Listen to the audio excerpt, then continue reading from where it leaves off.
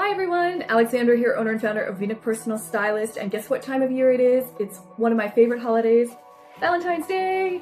I really like it, not just so much for the cliches and, you know, it can be hit or miss, but I really enjoy it because it's a chance to dress with intention and kind of calibrate what you're giving off to the world. So a lot of that comes from your clothes. So at least at the onset. So whether you're celebrating romance or friendship or even just celebrating yourself, here are 14 tips for you to look fabulous on February 14th. Number 1, choose your red wisely.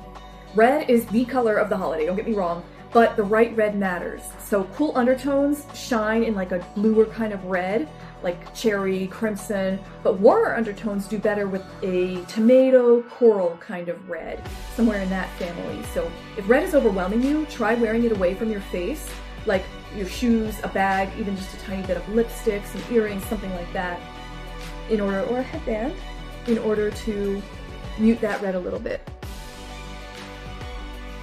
Number 2, pink has personality. It isn't just soft, it can be bold also.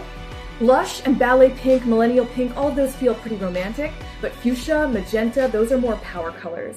So match the depth of the pink to the depth of your skin tone. That would be my recommendation. If you've got like a brighter complexion, go bolder with your pinks. That's where the bright winter color palette comes in and all that. And if you're more muted like I am, go softer on the pinks and you'll look a lot more harmonious. Number 3, whites versus creams. So white is very crisp and cool, and cream is more warm and soft. So choosing the right one can help make your complexion look brighter and more even. So again, this isn't bright white because I am not as crisp in my complexion. I'm a little softer in my complexion. So I went with a cream color and some shoulder pads, because 1980s. Number 4, honor your color season. I've talked about this ad nauseum, but if you're just now tuning into my color season videos, but figure out your color palette. I'm more than happy to help you do that. But if you know your palette, trust it. Winters shine in the bolder contrast. Springs more like warm brightness. Summers more like soft pastels. That's me, by the way. So if you look kind of like me, you might be looking into. And autumns in like your rich, earthier reds. Number 5, lean into romantic fabrics. It's a season of romance, so why not let your outfit also follow that theme? So things like silk, satin, velvet, lace. Those would be some good examples. Even like something wool and luxe, you know, plush. Texture is going to add romance, even in your neutral colors. It doesn't so much matter the color, the texture, I would argue, matters more. Number 6, balance sexy with sophistication. So I would pick one. This is obviously up to you and your comfort zone, but either show your legs, your neckline, or your back.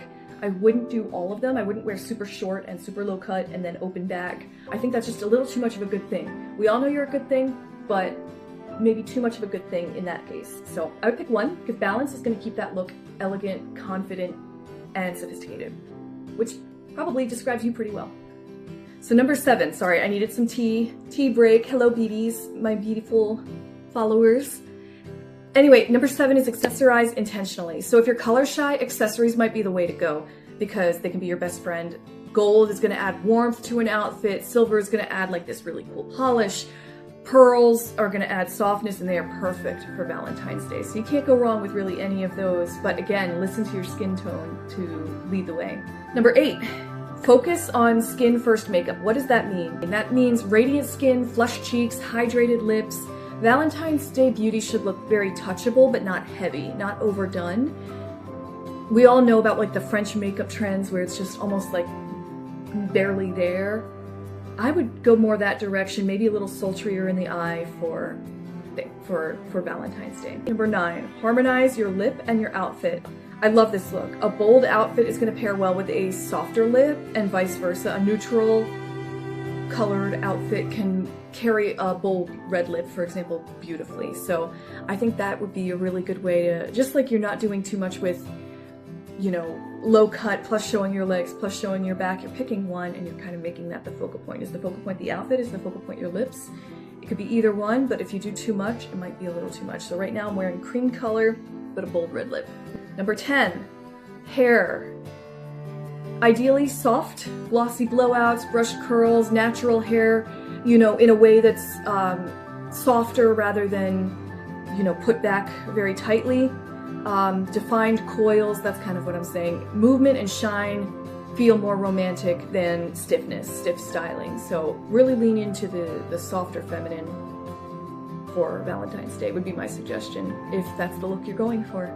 Number 11 would be to embrace your natural texture, whatever that is. And that could be hair, that could be your accessories, like are you carrying leather bags, what are you wearing even? Whatever feels like the right fit for you, that's what I would focus on and lean into it. So if you're more comfortable wearing a leather jacket and carrying a leather bag, then go that direction. If you are a softer, gossamer, sheer, kind of like Galinda from Wicked kind of a look, then lean in there and don't try to make a leather jacket work on Valentine's Day because you'll be kind of out of your element. So lean into your natural element, your natural texture. Tip number 12 is to dress for the date. So whether it's a candlelit dinner, casual drinks, night in, I just finished telling you, dress for how you feel most comfortable. But obviously if you're gonna go play tennis on a Valentine's Day date, then you want to dress appropriately for that. Or if you're going out to a nightclub, that's going to look very different than if you're just going to a comedy show.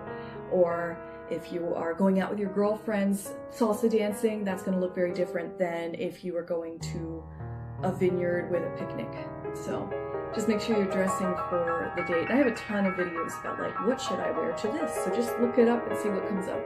Number 13, comfort equals confidence. So this kind of is hand in hand with the last one, but if it pinches, pulls, restricts, it shows, and you're going to be uncomfortable and you don't want that while you're out celebrating Valentine's Day. So I would recommend that in lieu of the most adorable, beautiful outfit, if it's uncomfortable, it's not the right outfit for you. Maybe next year. But this year, go for what's comfortable. Confidence is going to come from like ease of movement and that sort of thing. You don't want to be thinking about a zipper digging into the side of your rib cage, for example. And number 14, style is a form of self-respect. It's a form of self-care. I'm not saying that you need to look a certain way in order to care for yourself, but I'm saying that just like when we work out or we do our skincare routine or whatever, this is yet another way to show that you've put effort into yourself, into how you present yourself to the world, that sort of thing.